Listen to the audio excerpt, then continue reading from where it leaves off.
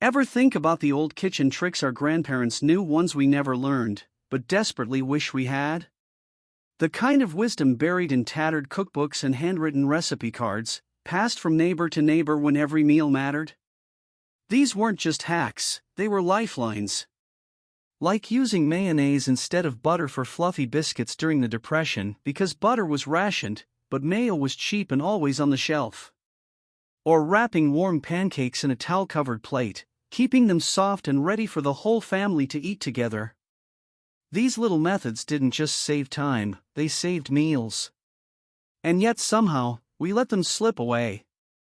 Today, we're bringing them back. From rolling pie dough with a soda bottle to stretching meatloaf with oats and turning cold mashed potatoes into golden breakfast cakes, these tricks were genius in their simplicity. So sit back, and let's open the pages of forgotten cookbooks together. Because once you see these 30 cooking tricks, you'll find yourself saying what I've said 100 times. I wish I had known this sooner.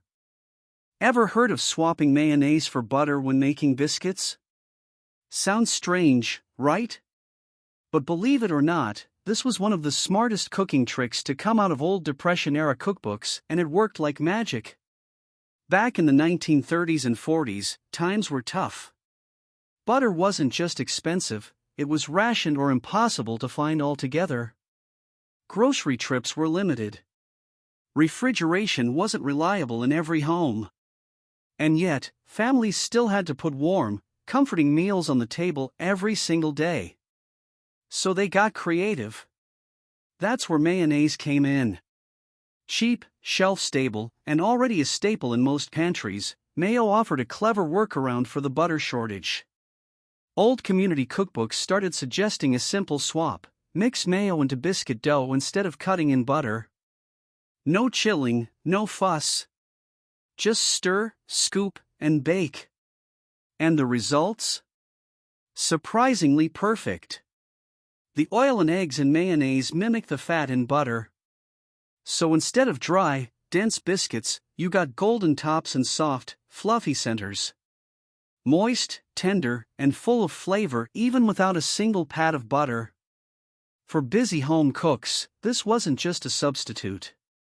It was a time saver. No more cutting in cold butter or worrying about it melting too soon. Just one bowl, a few ingredients, and in minutes you had hot, comforting biscuits ready for the table.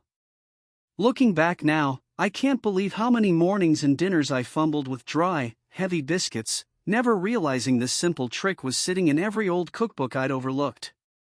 One jar of mayo could have changed everything. Sometimes, it's not about gourmet technique or fancy tools. It's about remembering the quiet genius of the past.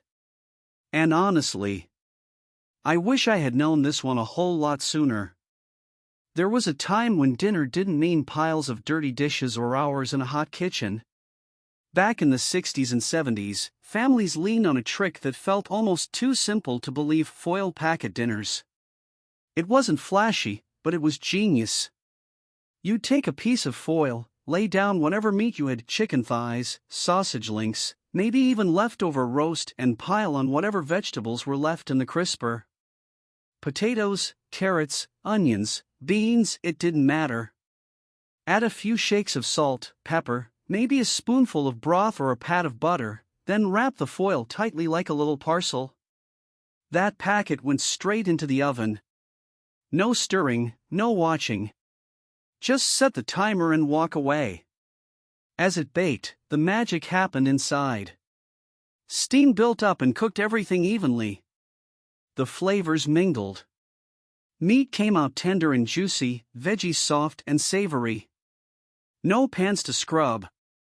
No stove to babysit. This trick popped up everywhere, from church cookbooks to recipe cards tucked inside butter cartons. Working moms, busy dads, even tired grandparents used it to stretch time and groceries. It was affordable, reliable, and unbelievably comforting. And yet, somewhere along the way, we stopped using it. Today, we stand over the stove, juggling 3 pots and wondering why dinner feels like a chore.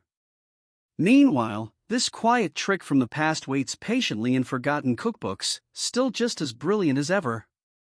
Looking back, I can't count how many chaotic weeknights could have been saved with one roll of foil and a little old-school know-how. No stress. No mess. Just pure comfort, sealed up in a silver square. And honestly, this is one trick I wish someone had handed me a whole lot sooner. If you've ever cooked pancakes for a hungry crowd, you know the struggle. The first batch goes cold before the last one even hits the griddle. You flip, you stack, and by the time you call everyone to the table, those perfect golden rounds have gone limp and rubbery. But back in the 1950s and 60s, home cooks had a quiet little solution. No gadgets. No warming trays. Just a plate, and a clean kitchen towel. It was simple. You'd warm a plate, sometimes over a pot of simmering water, sometimes just in the oven, then layer on the cooked pancakes. Cover the whole stack with a folded kitchen towel. The towel trapped the heat, kept the pancakes soft, and gently held in the moisture. It wasn't just smart, it was thoughtful. Because back then, breakfast wasn't rushed. It was a gathering. A moment.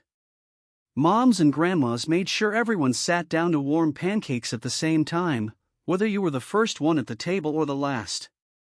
This trick didn't make it into glossy magazines or trendy brunch spots. It stayed in the kitchen, passed down quietly, folded between flour-dusted pages of old cookbooks and whispered across generations. Looking back, I wish I had known this one sooner. So many rushed mornings, so many cold pancakes eaten out of politeness. One warm plate and a dish towel could have made all the difference. And that's the thing about these old tricks, they weren't about perfection. They were about care. About making the most of what you had and making it feel like something more. Sometimes, the best meals didn't come from the food itself, but from the small ways we kept it warm for the people we loved. There was a time when kitchens didn't overflow with gadgets.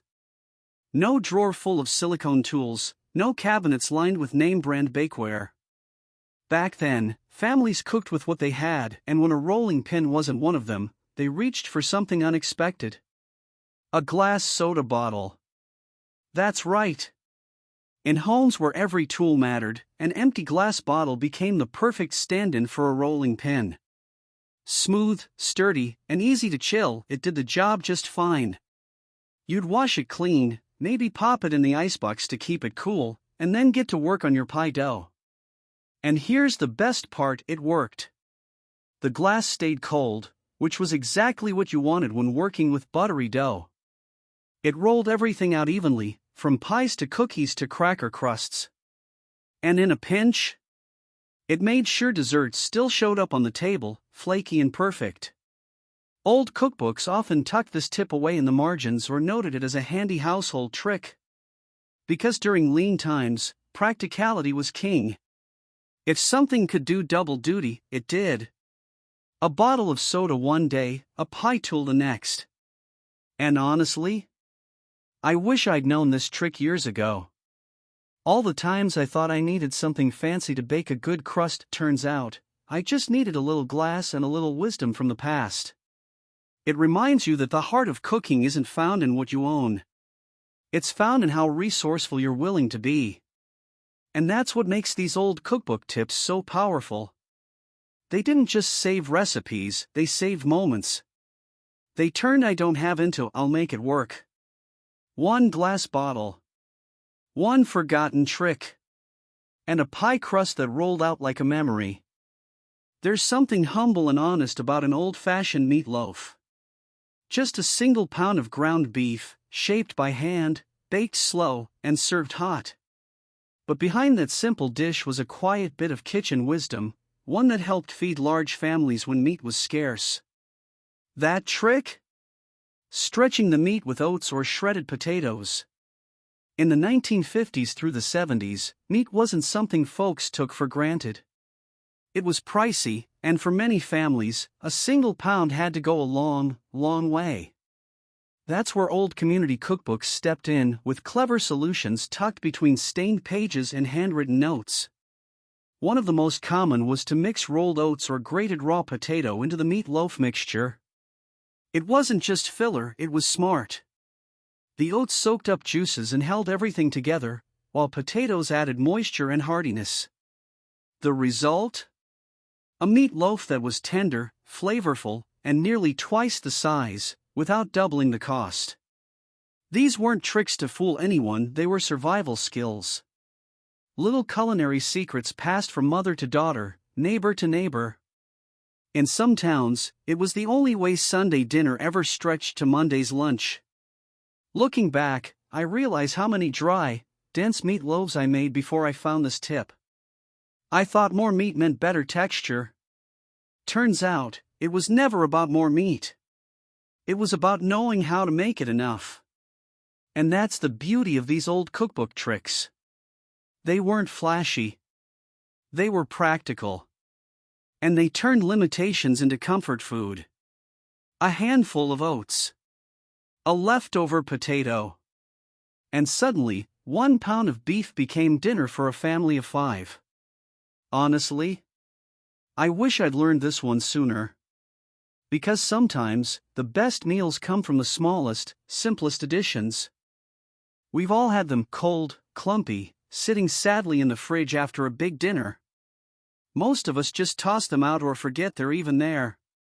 But years ago, home cooks had a better idea, and it was genius in its simplicity. They turned those leftovers into crispy golden potato cakes. Back in the 40s and 50s, wasting food wasn't an option. Every scrap mattered, and mashed potatoes, soft, starchy, and full of promise, were never thrown away. Instead, they were reborn the next morning, sizzling in cast iron skillets. The trick was easy. Take your cold mash, shape it into small patties, maybe mix in a pinch of flour or an egg if it needed binding. Then fry those little rounds in a bit of oil or bacon grease until the outside turned golden brown, and the inside stayed creamy and soft. Suddenly, yesterday's side dish became today's breakfast star, served with eggs, topped with herbs, or eaten plain with nothing but a fork and quiet appreciation. You'd find this trick written in the margins of old church cookbooks or passed down by word of mouth. In farmhouses and city kitchens alike, these humble cakes showed up like magic, feeding families without costing a cent more. And honestly, I wish I had known it sooner. So many bowls of mashed potatoes, wasted because I didn't know what they could become. So many missed chances to turn leftovers into something comforting, warm, and golden.